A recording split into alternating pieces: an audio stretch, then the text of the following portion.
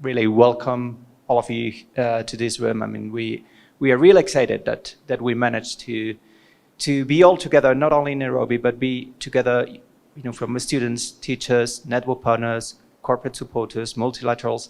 I think this is one of the first times, if not the first time, that we do this at a global conference. So it is particularly, exciting for us as a team and Teach for All.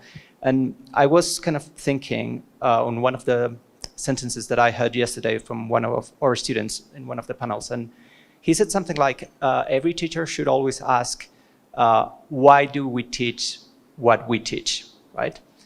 And that got me thinking. And because that was kind of the same question that we made ourselves when we started brainstorming about the future of work, right? Because we knew that many network partners were already working on many of the components that nowadays make the future of work initiative, like STEM or digital literacy, financial literacy, things like that.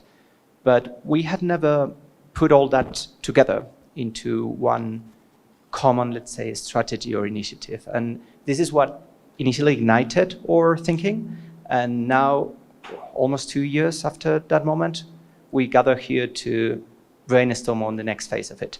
So I guess my request for you guys here today would be, on the conversations that we're going to have, be bold, be critical, be open, because whatever you talk and agree or discuss here is what is going to inform our next steps. So, I mean, I'll talk up here like with openness, I'd say. We've all been in many different global forums where future of work is being discussed. All have attended those, and we know what kind of conclusions those forums lead to. Here, what we would want to do is to really focus on our students, really focus on our communities, and think about how future of work looks like for them, and how we can truly unlock not only their competences, but their talents and their mindsets to really make a better future for all of them. For the next few minutes, I will share a little bit, because many of us have been involved the past year and a half with the Future of Work initiative. Some of us are here for the first time, so I will take a few minutes to share what the Future of Work is within our context. So, like many other similar initiatives, it is about preparing students for the world of work so they can thrive in future careers. But that's only the first half of the story. The second half is that we are preparing them in ways that they grow as leaders so that they can help, they can work collectively and with others and communities to contribute to solving community challenges, problems we are all facing. How we achieve this, we work on 3 pillars. The first pillar, we support teachers and student-facing educators and practitioners through communities. We have the global STEM community, the Future of Work community, the financial education community. Here, just allow me to mention something I didn't say earlier. When we're talking about the future of work, we are talking about 4 content areas: career education, financial education, digital literacy, and STEM. We are focusing on those 4 content areas because when we started the conversations a year and a half ago with you all and students and teachers, these are the content areas they asked us to focus on. So going back to the first pillar, supporting teachers and educators through communities, through learning experiences. We design and deliver learning experiences and resources. Many of the resources that are generated as part of the partnerships, what teachers are doing, what we are learning from corporate partnerships, etc. These become resources that are available for our teachers and network partners. The second pillar is the work that Pablo and Mariana and Abby and Maddie, who's not here, are doing, facilitating those corporate partnerships so that we connect students and educators and network partners to industry knowledge and industry resources. The third pillar is all these partnerships are leading to impact. And many of those stories of impact, we help elevate them, or the knowledge that is generated because of some activities that have been implemented. Where we are today, so we are in 38 countries. We have 10 corporate partnerships involved in the Future of Work initiative, around 2,700 teachers, and more than 160,000 students. And these are the 4 content areas I mentioned earlier. Now, how we will spend our time together. There will be 3 subsessions or sections: learning about what we are doing together, and then thinking about challenges, and then generating ideas and committing to those ideas. What do we want individually or collectively commit to? These reflections and conversations will be guided by these 3 questions: how we can leverage technology within the framework of our work. We will also be talking about the career readiness education framework, because why specifically the career readiness education framework? Because it is transversal to all the other pillars. And then we'll be talking about how we can leverage partnerships to further scale impact and reach, and how we can do all this in an inclusive way. So going back to the 3 parts of today's sessions, we'll be learning, we'll be generating ideas. You'll see we have Jude who helped us design this session. He designed it in a way that will be generating lots of ideas. Then we'll be discussing these ideas, and then we'll be thinking about what is it that we want to commit to. As Pablo shared earlier, the outcome of all this, the big ideas that will come out of these conversations, will orient our future of work. So I'm having a perspective coming more from the corporate side, and maybe thinking of it as an employer of sorts. And I'm framing the question based on that understanding. So I'm going to be speaking to you about AI and the world of work, and unveiling future trends and preparing students for success. And I'm just going to have a short discussion with you. And the first part, of course, is to appreciate what AI is. The part that I think I wanted to frame is emerging tech in future of work. Now, before we start framing what students should be thinking of or doing, we should also be asking ourselves, what does the working environment look like? So that at least we bridge the gap when we start having a conversation around what students would expect. And I'm happy that I have a student in the room. Then, of course, students and teachers, in terms of what sort of impact do we want to have? So after having that understanding, and then we conclude. So, of course, when you look at AI, where it started, it didn't start with the buzz that came a few months ago. It actually started quite some time back, 1943. And where we were experimenting with computers in terms of having human intelligence. And when we evolved, we had a subset in the 1959s, where we then started thinking about artificial intelligence broadly imitating what a human being can do. And then that was expanded into what we call deep learning, where we now started having much more powerful machine learning models, into what we now know today as generative AI, where is the popular ChatGPT we all are aware of. And it's more around now using all those data sets now to create content. And that's the exciting part about it.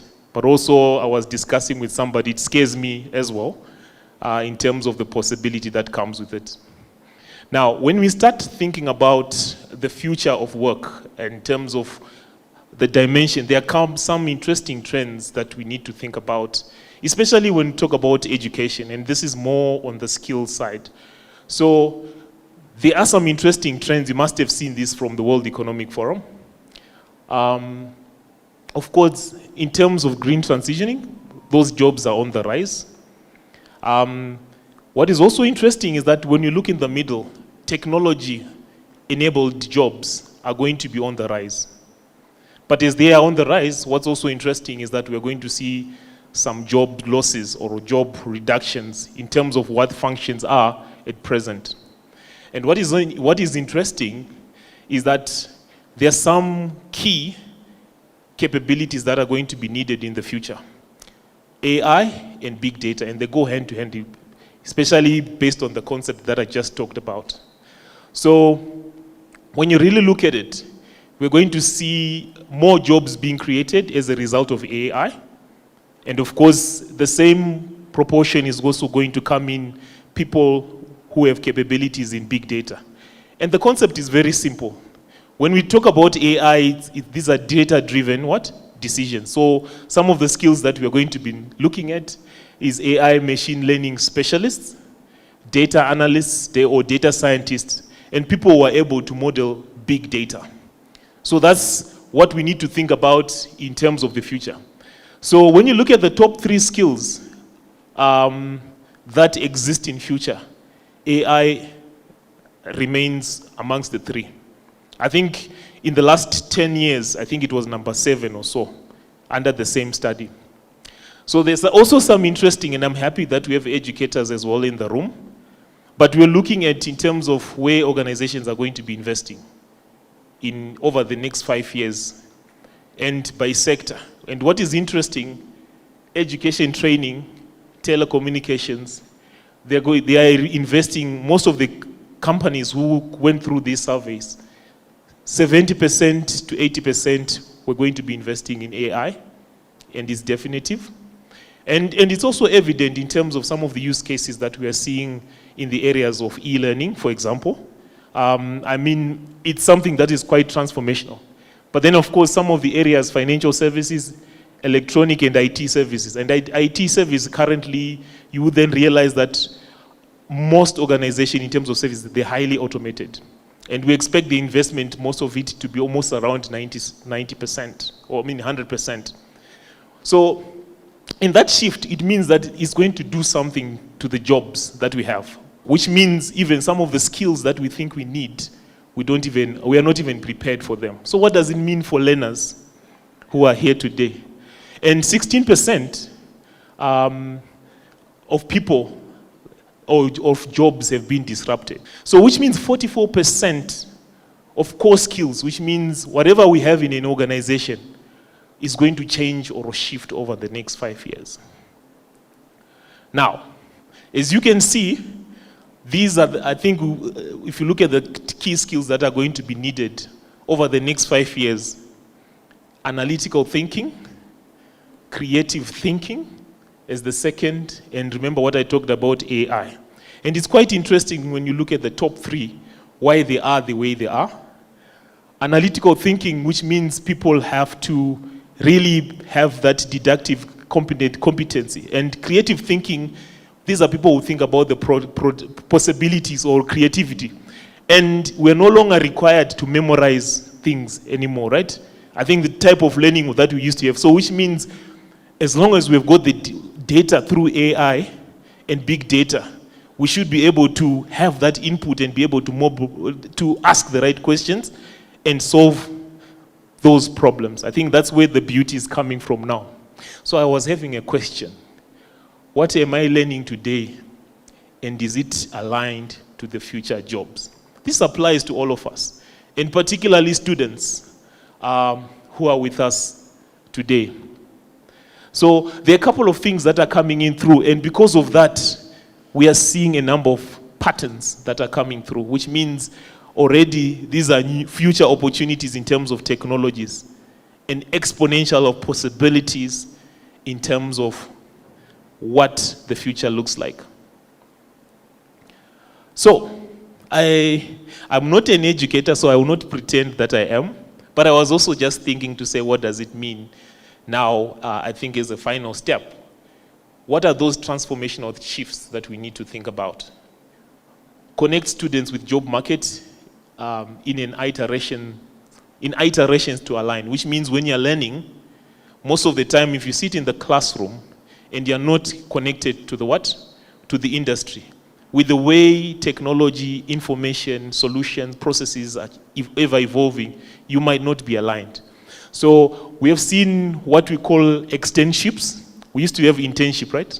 So I think we've seen an example of a company called Paragon One, which actually is a university. You might have heard about it, which gives 8-week online externalship, which are jobs online, where you can actually go and study and you gain new skills. And I found it quite interesting. And this is you actually performing this type of skills online, which means you can be placed anywhere in the world. So that's one way I think we can actually start bridging the gap. And most of these are actually being provided by fintech companies. And what we've also seen, I think the traditional type of learning, which is exam-based, is no longer yielding the results because it's short-term in nature. So we need to now start thinking of deeper engagement and versus short-term outcome.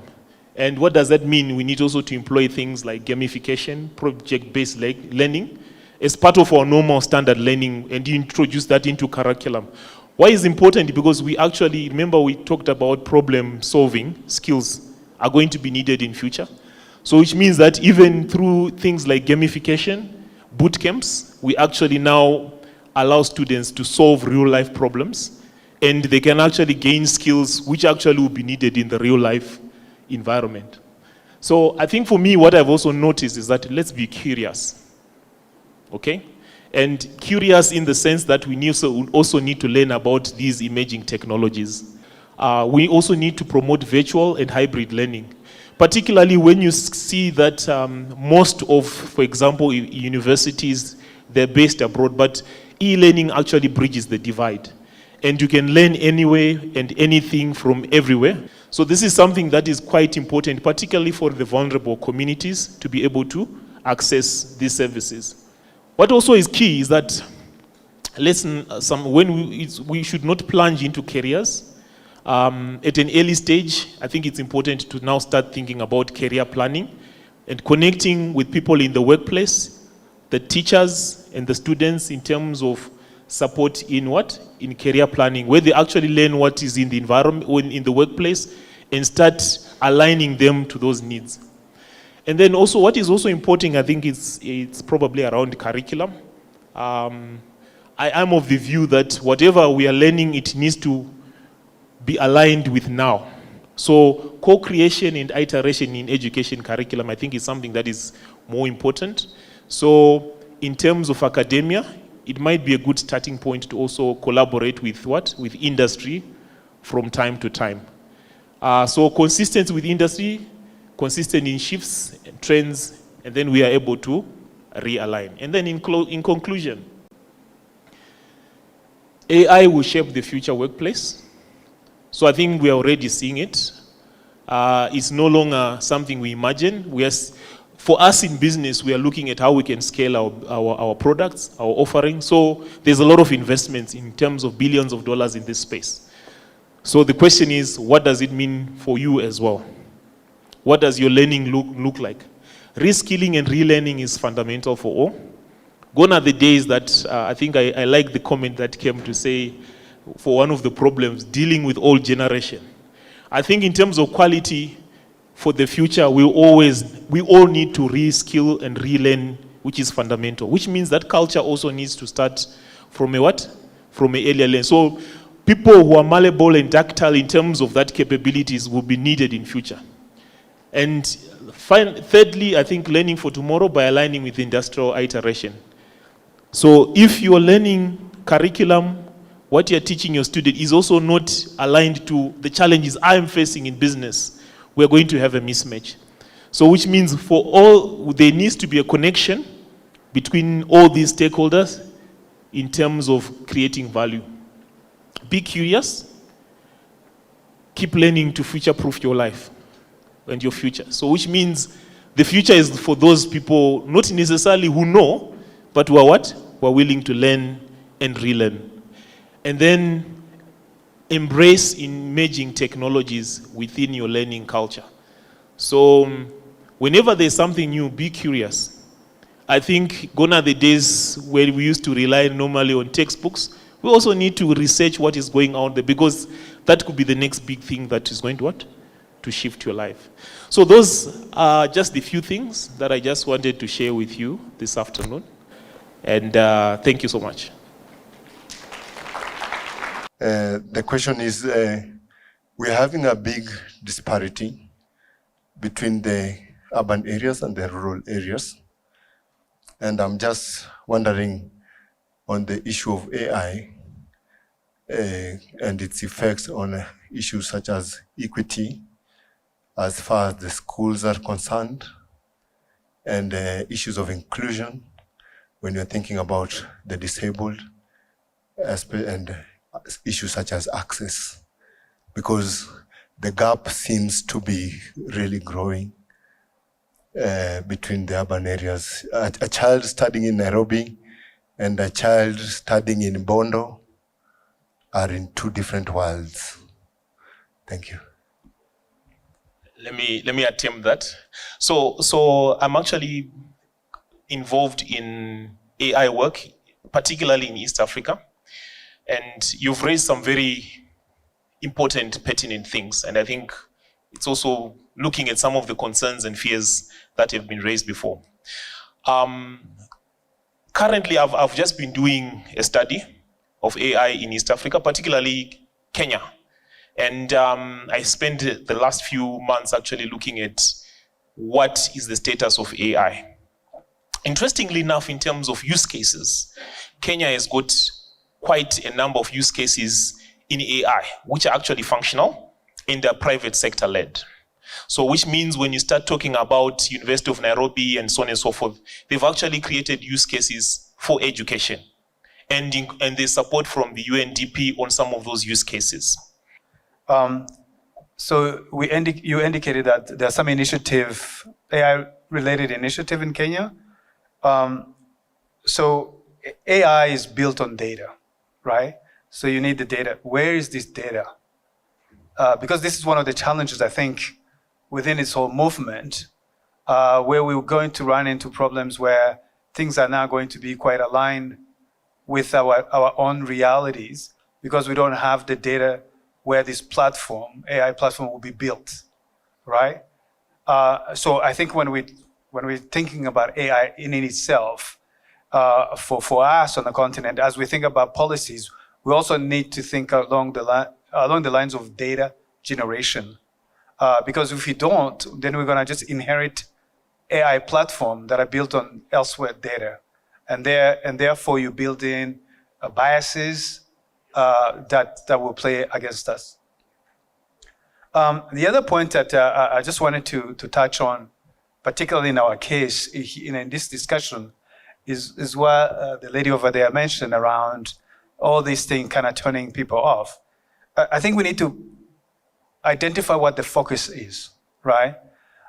So if we're talking about the future of work, is to think about what do we do to enable people to be employable in the future. If we talk about education, is to say, at the end of the day, the focus is education. It's not the means to education.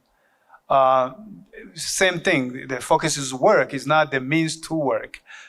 So I think starting from the end, as it were, helps people kind of comprehend what you're talking about or what we are talking about, and contextualize it, right? From that perspective. And then also, all these tools, AI or technology and everything else, is really in existence to help and improve what we're already doing. The tools will just make you do what you already plan on doing faster and better, but it doesn't tell you what you plan to do. And then we can start talking about how do we get those skills or those competencies to them, which then you can start talking about AIs and these other tools. Interestingly enough, most of the things you've said, they're happening fast.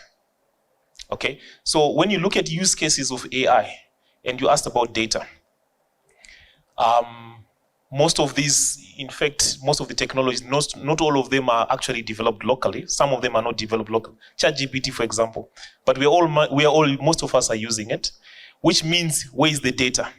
It's picking data from wherever it can get, okay, including probably Rwanda or Kenya to build those models. So that's probably one challenge. I think what we are seeing, which you've mentioned, which is a big issue, is about regulation. We don't have any regulation to support it. And there are risks that come with using AI. You talked about biases, that was also there, data protection and privacy. And in education, particularly IP. And we were actually debating the other day to say, if I write a prompt, right, and it generates a paper, who owns that IP? Is it the AI or is it me who wrote the prompt?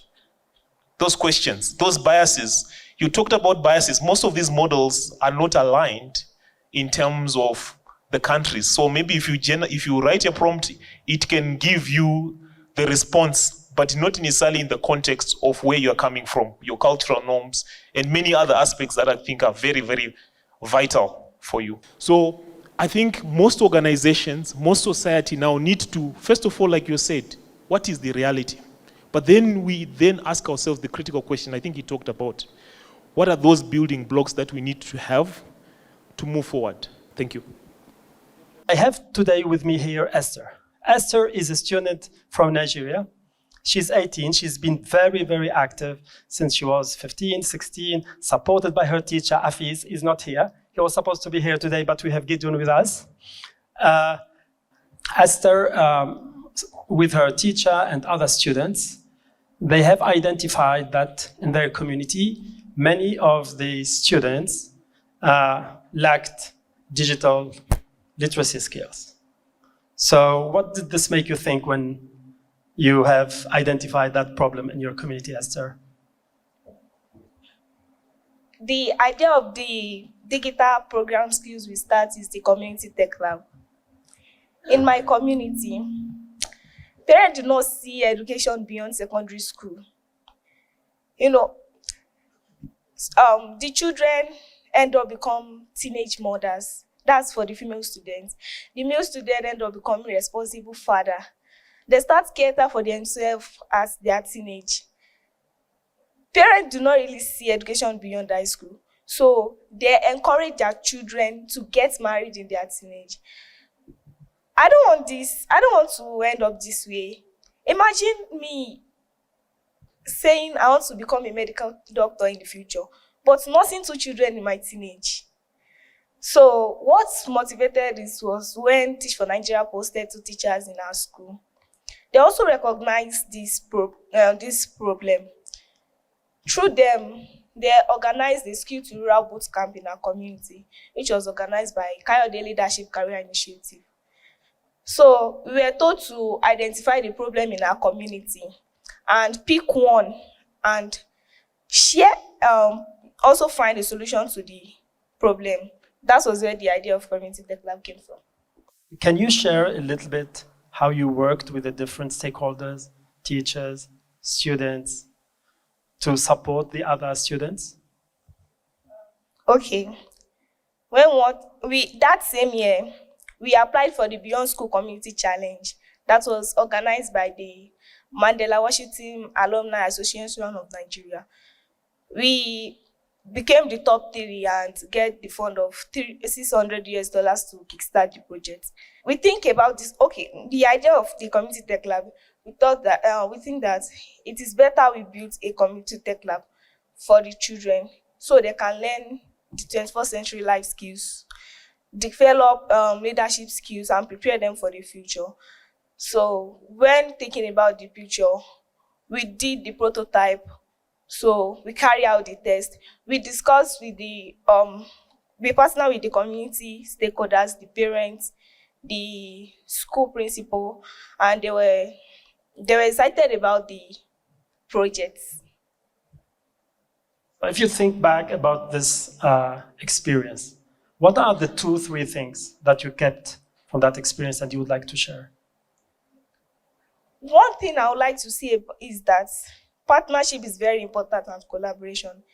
I strongly believe in the power of youth-adult partnership and how it is important for adults to partner with the children in a way that we empower them and give them a voice, which is based on mutual respect and shared decision-making. So collaboration is also very important because when we want to start the project, we collaborated with the school principal, the community stakeholders, the community chief, and the parents.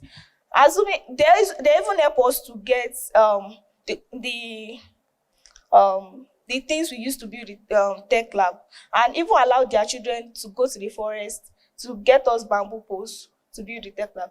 Assuming we do not partner with them, we do not share our idea, can the idea of the community tech lab, can we really carry out the projects? No. So partnership and collaboration is very important.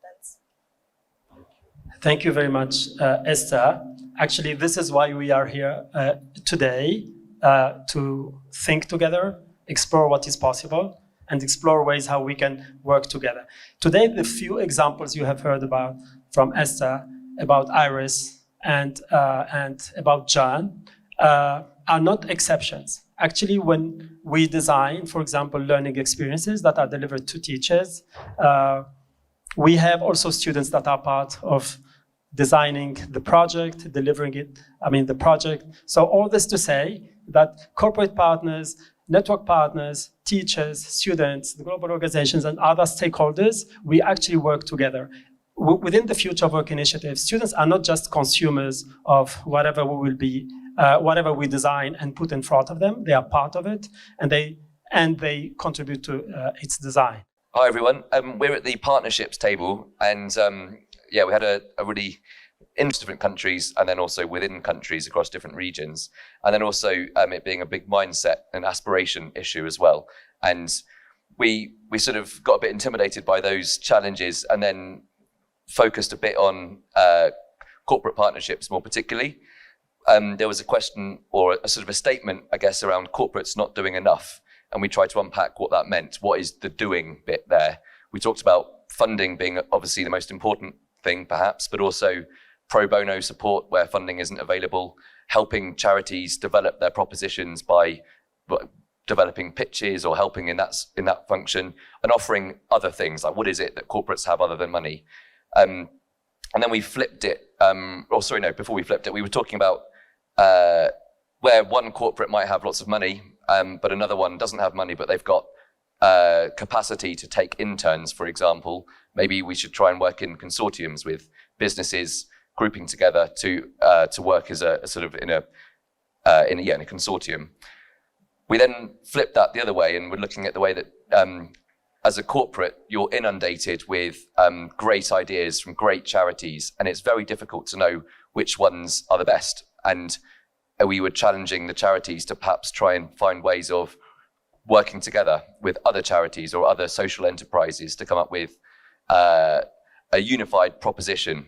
And so the corporate has confidence that they're choosing something that's actually valuable, and trying to make it easier for the corporate, because if you get millions of emails a day, trying to choose the right one is very difficult. And then what else did we say? And impact reporting as well. And just noticed how that's a real challenge, particularly in this type of work, education. Often the investments we're talking about are long term, and so talking about impact is tricky. And so trying to be creative and sharing good ideas around that is really important. For example, we talked about sort of linking the outcomes to the research as to like why you think that's a good outcome, and doing that more articulately. And that kind of where we finished, I guess, was talking about getting the fundraising teams closer to the program teams and making them kind of speak from the same hymn sheet, which doesn't always happen very well. Just maybe as a call to action as well, is that one thing that kind of resonated all around the table was around this consortium idea, and that works both for companies, like bringing in more companies together around the Future for initiative, both at the global level but also the local level, and how that one level talks to the other as well. That kind of what can we build there, but also from our, like, let's say, network partner side and Teach for All side, how do we partner with other charities that are experts, let's say, on different elements of the work that we want to do, but we are not necessarily experts on that, right? And how we can add those voices, that knowledge in a more strategic way, a more proactive way, right? We are kind of doing it, but a bit reactive right now, trying to do it in a more proactive way so that we truly build coherent, like global and national consortiums. Yeah, I think the nice thing is that we're aligned in our thinking. in terms of the partnerships. So one of the things that came up for us was how do we center our partnerships on and develop best practice, and like the peer-to-peer learning. There were suggestions here of connecting after, sharing stories on Zoom, just getting that shared learning within the network. Another piece was on assessing impact. How do we assess impact of these activities that are taking place?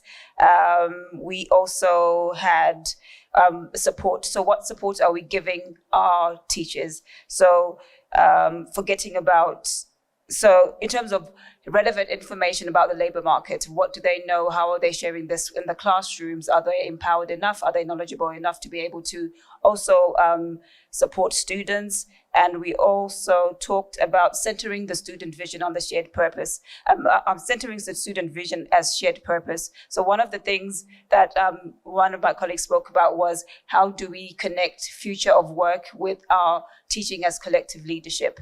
And when we talk about the type of student we want to see 25 years from now, how are we ensuring that the future of work is looking at that student? And that's all centering it on the student vision. And I think that, and there was a bit about role modeling. So how do students get, or how do we get them to be exposed to role models where they can see maybe people who are from their communities who are doing stuff? So I guess that's part of the activities that we can think about. And yeah, that's us. That we live in two different realities often, and they can actually coexist, which is one that technology is a great equalizer and an opportunity. But it can also mean that we are all in different sort of journeys of that technology, right? Talking about sort of how do we teach digital literacy, digital skills alongside teaching about FLN and maths. Just to close it out, we're gonna hear from 3 different stakeholders to close the session. So we're gonna hear from Pablo from the NGO side, we're gonna hear from Christoph, and from Ola, a student from Teach for Qatar. Hello everyone. So today we all came here together, we met each other for the first time, we built relationships and we discussed ideas and knowledge.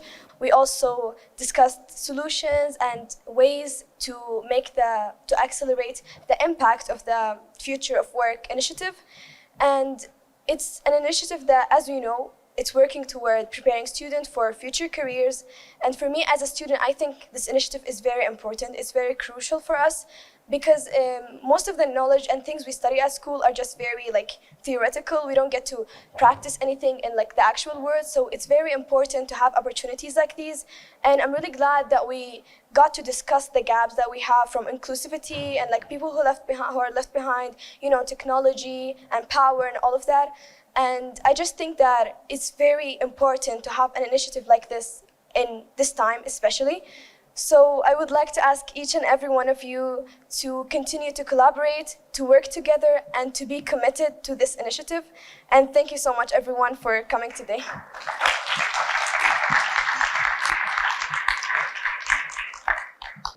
Well, thank you very much.